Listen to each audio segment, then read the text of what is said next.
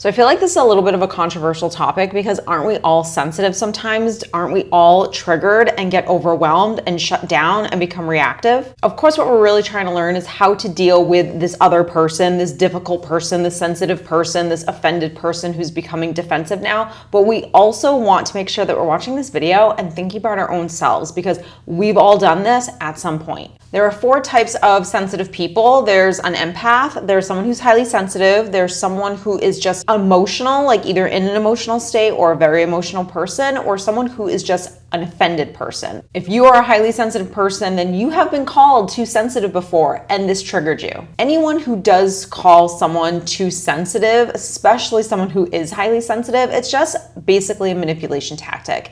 It's just their way of deflecting what they did or what they said so they don't have to take responsibility for it. What they're really hoping for is that you actually get triggered and you actually become overwhelmed and reactive. Because if you have become reactive, now you're the problem and they've accomplished what they wanted to, which is to deflect against what they actually did. If you are dealing with someone who's highly sensitive, you always want to approach them in a gentle way. So you want to speak to them in a low tone. You don't want to be aggressive. And this is healthy for you to do because you should never be coming into a discussion or an argument with negative energy, with your own resentment or your own aggravation, because that's your stuff, not their stuff. If you want to make sure that the conversation is the most productive, make sure that the environment is really calm. You don't want to be giving them criticism every 2 seconds because they're going to become very overwhelmed. You can give them feedback, but it has to be something that is constructive and done in a way that they absolutely know this is coming from love, not coming from your ego, not coming from anger, not coming from you trying to control them and get something out of the situation. If you're in a conversation with someone who's highly sensitive and none of these things can happen, chances are they are going to shut down because they're going to become emotionally overwhelmed.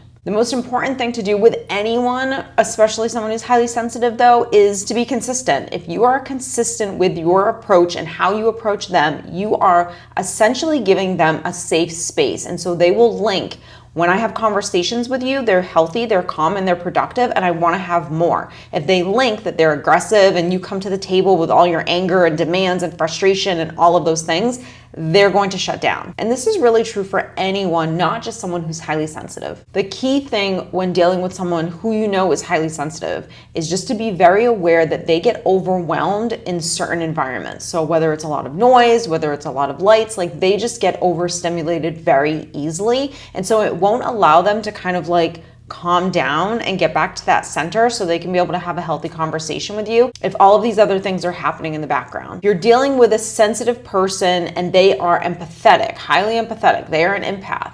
Now you're dealing with someone who is very attuned to someone else's emotions and feelings. But if you're dealing with an empath, the biggest thing is going to be your energy when you're approaching them. So if you are angry and emotionally charged, they're going to shut down. Very similar to someone who's highly sensitive. They just won't be able to figure out how they feel and what they're thinking to be then able to even communicate that with you. This could be the person that you're dealing with where you feel like they're never clear with what it is that they're thinking or how they're feeling. They always kind of like either bounce around or they almost like don't even know what they're thinking and feeling, and so they just avoid confrontation, avoid the conversation altogether. A lot of times people do this because it's a coping mechanism. They don't even really, if you're not attuned to yourself, so if you don't know you're highly sensitive, if you don't know you're an empath, if you just don't know how to be connected with your sense of self, then you're not going to be able to articulate your thoughts and feelings. And you're also, if you're not super healthy and working on yourself, you're not going to be able to even own your feelings. Owning your feelings is the number one thing that you have to do with mental health, and really in order for you to be healthy yourself, because if you own how you feel, you should never come into a conversation with anger, resentment, or frustration.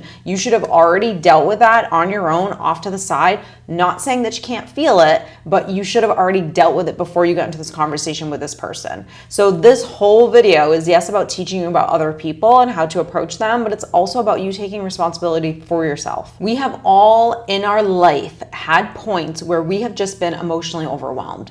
We're crying, we're angry, we're almost like manic in a way, like we're just all over the place. We also know in those moments that it is almost impossible to be able to have a healthy, mature, calm conversation. We're just too emotionally charged. So if you know the person that you're dealing with is an emotional person, not they're emotional, meaning they're always erratic and they don't know how to handle their emotions, just in that moment that they are highly emotional, highly charged up, whatever it is, anger, sadness, frustration, it doesn't matter. This is not the time to approach them.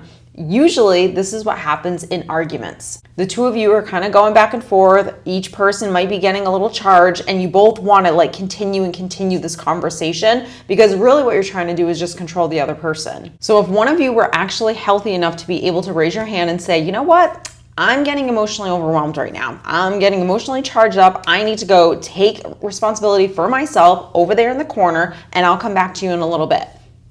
If we were to start doing that in conversations, oh my God, first off, you would never have disagreements or arguments, because you would be able to hold on to yourself every single time you get emotionally charged. You wouldn't be putting your emotions on anyone else. Since in those moments, you're not able to even think straight because you're so connected to how you feel, you're definitely not going to be able to articulate yourself or even work through those feelings yet, because there's just too much energy going on inside of you. So if you're working on dealing with a person that's like this, maybe they just go from 0 to 60 really quickly, it is your job to be able to say, you know what, I think we need a timeout, not because you're emotionally overwhelmed, but because you can see that this person is. This is basically a boundary that you're setting. What you're doing is you're helping this person to understand that, look, when you start getting this way, this is your stuff and you need to go tend to it without being cocky, condescending, or feel like you know more than them. You're also stating your boundaries, which is unspoken, which is when this happens, I'm kind of stopping the conversation altogether. Now, in order for you to do this, you actually have to be healthy enough to not be so controlled by your own ego that you want to control this person and that you want this person to agree with you. This has nothing to do with them agreeing with you. This has everything to do with you just protecting your own energy. I know you want to solve this issue. I know you want to talk it out, but this is not the time. Just accept that we all have moments where we go from 0 to 60. We all have moments where we sometimes shut down. And it doesn't necessarily mean that we're toxic and unhealthy. It really just means most of the time that, yes, we're exuding these like unhealthy traits, but it's because we don't even know how to be healthy. So by you helping this person, by you giving them this boundary, this is going to either force them to take responsibility for their own self, and they'll again feel like they're in a safe space with you, because when things start getting charged, you don't add fuel to the fire and keep going. You give them a minute, you force them to have a minute, or maybe they become even more erratic because they actually want to control you. Being defensive only happens when someone is not dealing with their own fears and their own insecurities. The story that this person is telling themselves is essentially they're being attacked. Defensiveness is kind of like a form of self-protection. When they perceive any kind of a threat, whether it's criticism or some kind of an attack, that they perceive, not that you're actually doing this, that they perceived, they will go on the defense. People that experience or have experienced a lot of criticism, a lot of trauma, a lot of rejection, whether it was physical or emotional, are going to become very reactive and defensive. A lot of the times too, defensiveness has to do with, quite frankly, just being vulnerable, just being able to, or struggling to be able to just acknowledge that maybe they did something wrong. I know that was me for a lot of years. I would get very uncomfortable knowing that I disappointed someone. And this goes back to the insecurity. This goes back to the low self-esteem. This goes back to the person that doesn't have a high level of confidence in themselves, because